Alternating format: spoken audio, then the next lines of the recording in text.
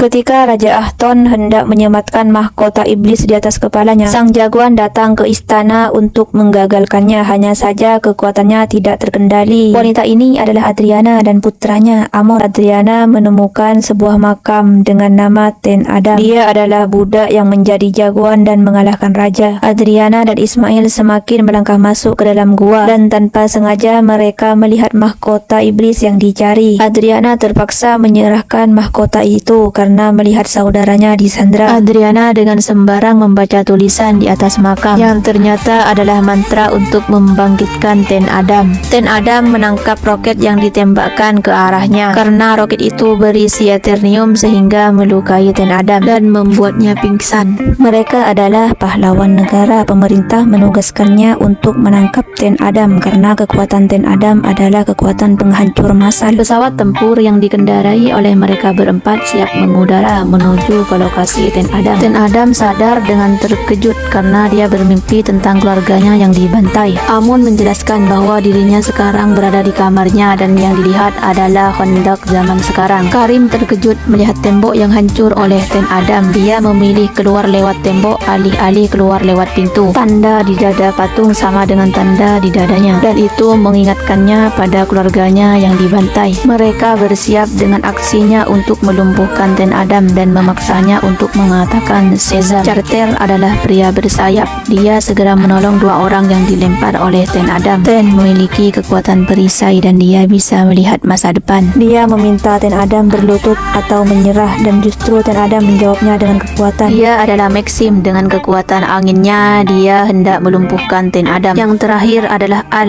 Dia memiliki kekuatan bisa berubah menjadi raksasa. Hanya dengan menyentuh tas Adriana, Ten melihat bahwa di dalamnya ada mahkota iblis. Ten Adam terkunci dan dia mendapatkan serangan dari segala arah. Tekanan yang ditimbulkan membuatnya kesulitan untuk mengontrol kekuatannya. Tiba-tiba Al datang dan menghantamnya.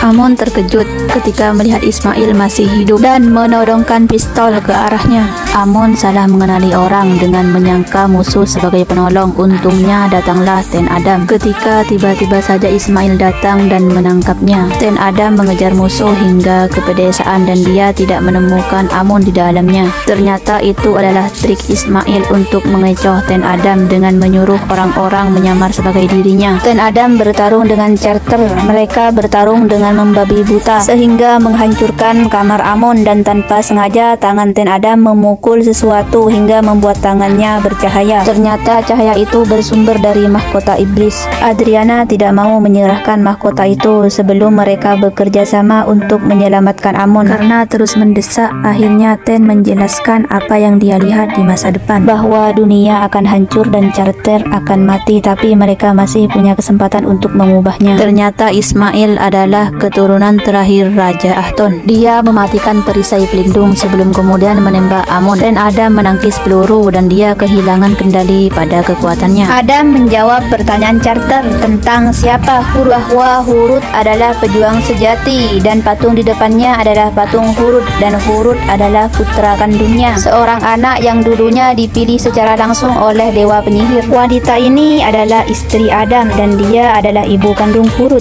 Hurut baru tiba di rumah ketika melihat ibunya meninggal dan ayahnya yang sekarat. Hurut menuntun ayahnya untuk mengatakan sezem. Begitu Adam selesai menceritakan kehidupan masa lalunya, dia melepaskan kekuatannya dengan mengatakan sezem. Mereka membawa tubuh Adam yang sedang koma ke penjara bawah air. Di sana mereka akan membuat tubuh Adam tetap mati suri. Di tempat penyimpanan, mayat Ismail nampak bercahaya bersamaan dengan Ten yang melihat masa depan di mana dunia hancur dan Carter mati. Adriana dan Maxim menyelidiki tulisan yang berada di mahkota. Mereka membalik mahkota sehingga arti tulisan di mahkota terungkap, tapi mereka sudah terlambat. Di lain tempat, tubuh Ismail kembali utuh dan iblis memberinya kekuatan serta memberinya tahta Khandak. Ismail berucap sabak sehingga dia bangkit menjadi iblis tidak terkalahkan. Mahkota iblis hilang tepat di depan Adriana dan Maxim. Bersamaan dengan itu, Ismail bangkit dengan tubuh yang baru. Ismail melangkah menuju singgasana dan segera dihentikan oleh Ken. Tahu bahwa kekuatannya tidak bisa menghentikan Ismail, Ken berusaha membangunkan Ten Adam. Ismail dengan cepat dapat mengalahkan Ken sehingga perisai yang dibentuk oleh Ken menghilang. Carter dan teman-temannya datang terlambat untuk menolong Ken. Adam bermimpi bertemu dengan keluarganya, tapi putranya berkata bahwa belum waktunya mereka berkumpul. Dengan dipandu oleh putranya, Adam mengatakan Shazam.